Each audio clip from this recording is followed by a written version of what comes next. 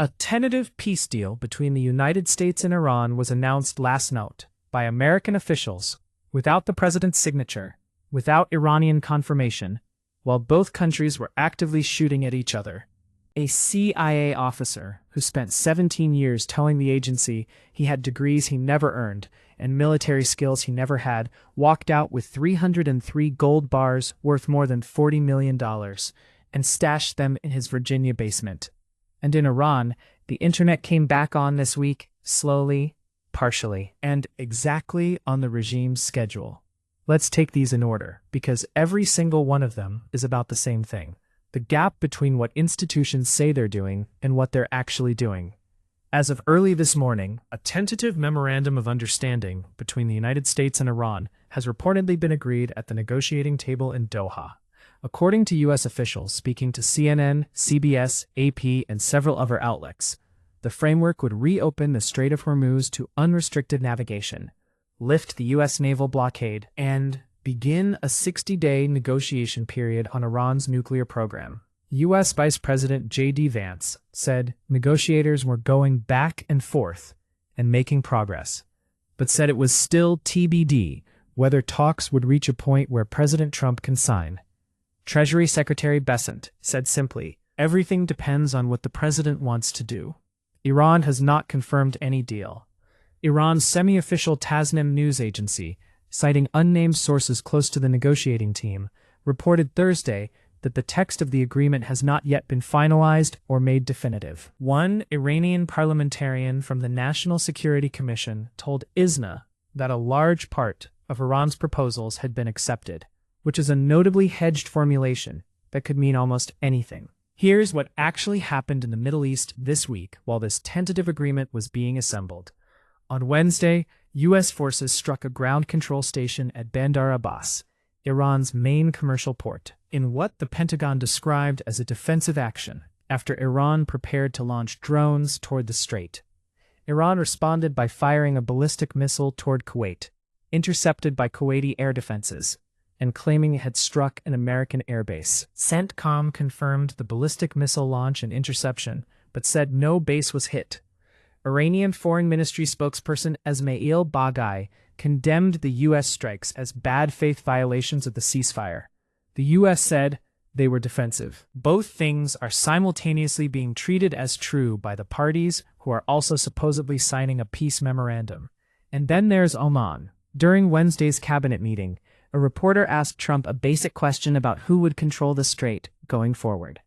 Trump responded that the waterway was international waters, that nobody would control it, and then added, in a live cabinet meeting with reporters present, Oman will behave just like everybody else, or we'll have to blow them up.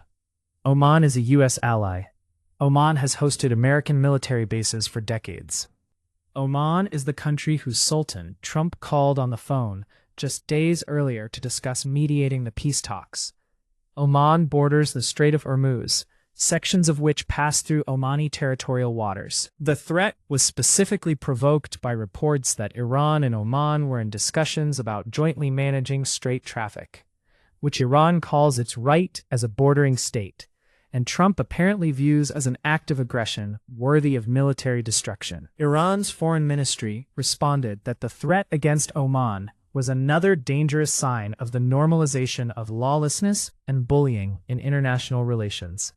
That is a damning sentence to receive from your adversary about how you're treating your ally.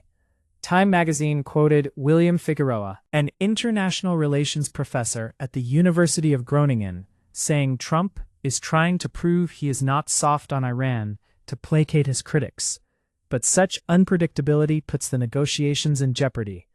That is a diplomatic way of saying the man who is supposed to sign this deal is threatening to bomb the country that mediated it. In public, at a cabinet meeting, the day before the tentative agreement was announced.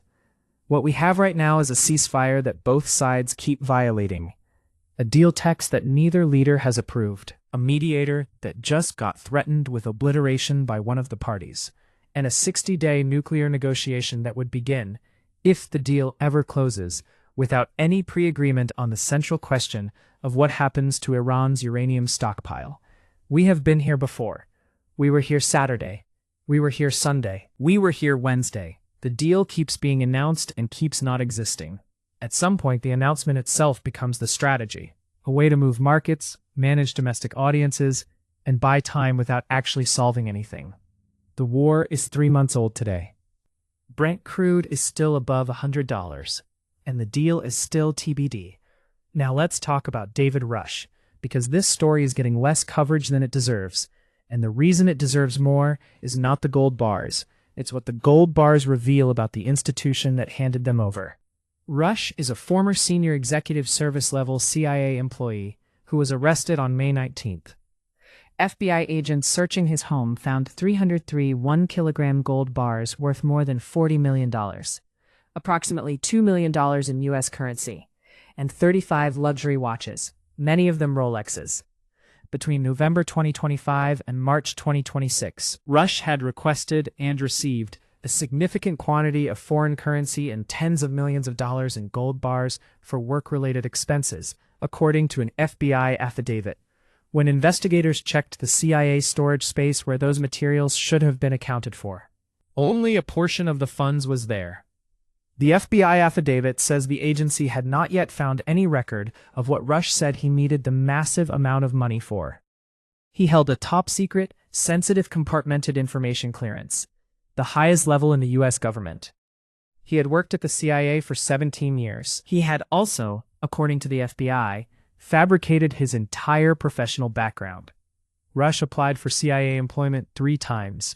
By his 3rd successful application in 2009, he claimed a bachelor's degree from Clemson University, a graduate degree from Rensselaer Polytechnic Institute, and status as a trained pilot from the U.S. Naval Test Pilot School. He later claimed he had been a thesis advisor at the Air Force Institute of Technology. The Navy told investigators he was not a pilot. Clemson had no record of his degree. RPI had no record of his degree. None of it was real, and he used those fabrications to obtain his clearance, earn higher wages, and secure promotions over the course of 17 years inside the Central Intelligence Agency. CNN noted pointedly that court documents don't clarify why the CIA failed to detect Rush's false claims before hiring and promoting him. His claimed credentials were, according to the FBI affidavit, easily dispelled by investigators after an arrest. In 2026, 17 years after he was first hired. I want to be precise about what this means. The CIA is the agency that vets foreign intelligence assets, runs covert operations, assesses adversary capabilities, and, in the context of this week's news, provides the intelligence picture that U.S. negotiators rely on during the Iran talks. Its security vetting process, which involves background investigations, polygraphs, reference checks, and ongoing review, is considered among the most thorough in the world. It did not catch a man who claimed to be a naval test pilot when he wasn't. It did not ask why one of its senior executives needed tens of millions in gold bars. It was an internal CIA investigation, not an external audit, not a congressional review, not a whistleblower, that eventually flagged the problem and referred it to the FBI. CIA Director John Ratcliffe said in a joint statement with the FBI that the agency had referred the matter after its internal investigation identified potential violations. But appropriate procedure and adequate safeguards are not the same thing. A man spent 17 years building a senior career at the nation's premier intelligence agency on credentials that were false, then walked out with more gold than most countries' central bank reserves hold in their smaller vaults. And the accountability mechanism that caught it was a storage space audit. The security clearance process that Rush gamed is the same process that cleared every person working on the Iran deal. The institutional credibility that Rush exploited for 17 years is the same credibility the CIA uses to brief presidents. The oversight gap that allowed a senior executive to receive tens of millions in gold for work-related expenses without documented justification is not a personal failure. And then there is this, a quieter story that tells you something precise about how the Iranian government thinks about its own people. After months of near total internet shutdown imposed during the war with the United States and Israel, Iranian authorities this week began restoring internet access. NPR reported that Iranians were regaining connectivity as of Wednesday, but that service was slow and spotty in some areas, and that apps like YouTube and Instagram remained heavily restricted. Months. The Iranian government cut its population's internet access for months. During that period, citizens inside Iran could not access international news about the war being fought in their name. They could not watch footage of the strikes. They could not communicate through international platforms with family abroad. They could not see what foreign governments or foreign media were saying about the conflict or the negotiations. The information environment inside Iran during the war was whatever the state chose to allow. Now, with a tentative peace deal on the table and the prospect of a victory announcement approaching, the internet is coming back on. Slowly, partially, YouTube and Instagram, the platforms most likely to carry critical international commentary, protest footage, or anti-government sentiment, remain blocked. What's been restored is enough connectivity to receive the state's message. What remains cut is the bandwidth to push back against it. This is not a technical decision. It's a political one, made on a precise timeline. The internet was shut down when the regime needed to prevent its population from organizing around wartime grievances. It is being restored when the regime wants its population to receive the news of a deal. Its deal on its terms through its channels. YouTube stays blocked because YouTube carries content the regime cannot curate. Instagram stays blocked because Instagram organizes people horizontally, outside state control. Iran's foreign ministry this week condemned Trump's threat to blow up Oman as a violation of international norms.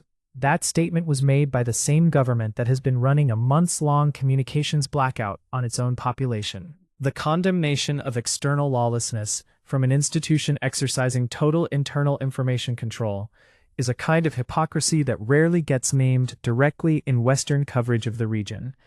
Both things can be true.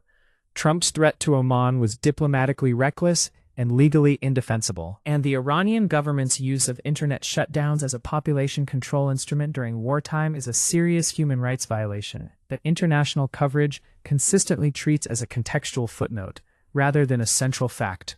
A peace deal that exists in press releases and hasn't been signed by either party, negotiated while both sides keep shooting and one side threatens to bomb the mediator.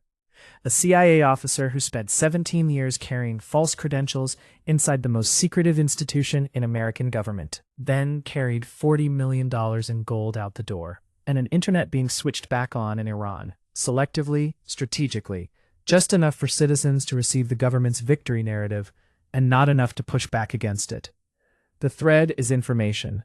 Who controls it? Who falsifies it? And who gets to decide when other people see it? That question is not abstract. It's on the table in every story we've looked at this week. And most of the people with the power to answer it are spending their energy making sure the answer stays with them.